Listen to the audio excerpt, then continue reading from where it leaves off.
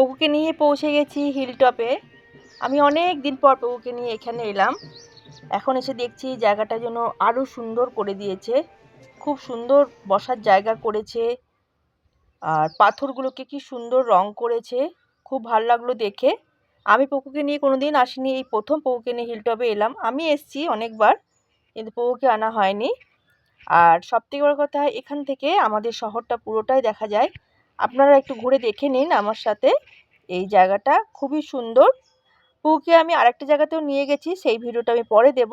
আজকে আপনারা এই ভিডিওটা দেখুন। দেখুন জায়গাটা অপূর্ব সুন্দর। দাঁড়াও দাঁড়াও দাঁড়াও,